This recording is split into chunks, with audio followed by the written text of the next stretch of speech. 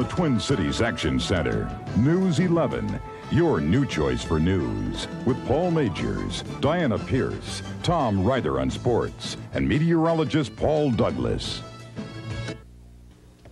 And Paul Douglas is here. Did I see flurries out in the backyard this evening? The flakes are flying right now. It's coming down. And don't panic, but this forecast has high bust potential, which means you could be wrong. Which means we could be wrong. Well, that's that way every night. Yeah.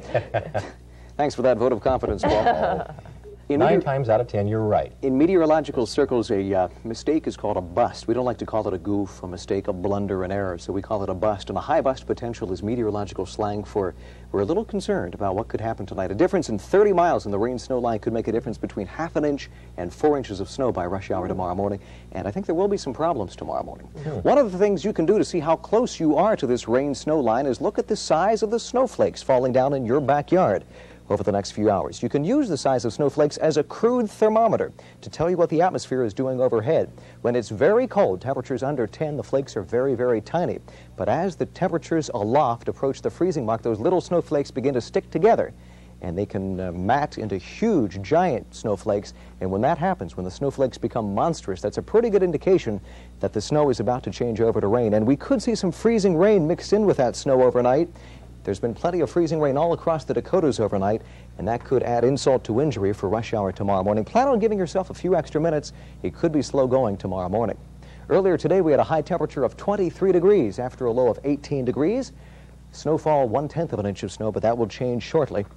Right now in the backyard, cloudy with light snow falling, 19 degrees, a northeast wind at 12 miles an hour, a wind chill of 0, 71% relative humidity, and the pressure 2785, and it's currently beginning to fall. A sub-zero air mass continuing to strangle much of Canada at this hour. We are on the southern fringes, and the result, a pretty good splotch of snow and freezing rain right now within about a 40-mile radius of the Twin Cities. It has spread into the Twin Cities over the last hour. It's moving east, and it looks like the light snow and freezing rain will continue right through the morning hours on Thursday. Highs around the nation today, an incredible contrast, 80s over South Florida, 60 today in Rapid City. That set a record.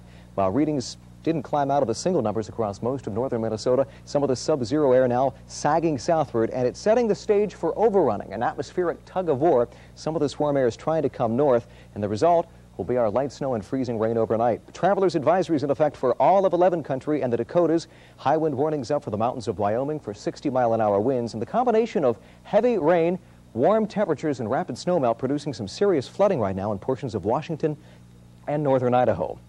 The view from outer space, you can see the clouds that are now dropping snow, some of it heavy across central and southern Minnesota, a huge contrast in temperature across this front, and the result, a band of snow, ice, and further south some rain near Sioux City. It's spreading eastward, and again, we expect temperatures to remain below the freezing mark right through the nighttime hours, and any rain that does fall overnight would freeze into a glaze, a situation, as we all know, as freezing rain. By rush hour, a mixture of light snow and freezing rain across most of 11 country, but the sun should peek through tomorrow afternoon, and after a snowy start, we are forecasting a few peaks of sun tomorrow afternoon before the next snowstorm arrives late Friday. Based on today's weather, this is our experimental weather health trend. You may have to make a special effort to keep a positive mood tomorrow. 3 of our 4 indices below average. In a moment, we'll be back with the 11 outlook. Pretty much business as usual out here in the backyard tonight. Nothing terribly unusual to report. One of the things that amazes me, I find it almost miraculous, is that despite the cold temperatures, the heavy snow, one of the harshest winters in recent memory, it looks like our weather over the past couple of months will not have any long-lasting adverse effect on 11 country. It should be pretty much business as usual this summer with plenty of heat and humidity and lots of big bugs. And, well, I guess we're all survivors. Here's the 11 outlook for tonight. We're forecasting snow and freezing rain, 1 to 3 inches possible, maybe 4 inches in a few spots, 15 to 20 for a low. And then for tomorrow, we're forecasting the snow to taper off. It'll be blustery with some afternoon sun, 27 to 32. The 11 outlook for the next few days calls for 20 on Friday, some snow late in the day, the snow ending Saturday, 23 on Sunday. Respectable weather for the Winter Carnival in St. Paul.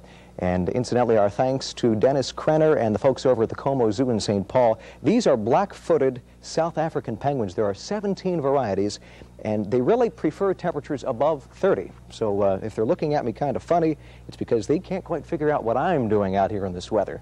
Paul Paul and Diana. They're really cute. They are cute. You ever notice that penguins, it looks like they can't relax their arms. That's true. This is Nicole and Maddie, and they're 3 years old. They live to be about 18 years old, and boy, will they have something to tell the gang tonight. How old would that be in dog years? I don't know. Take care. Bye-bye. Bye, Paul. Thank you.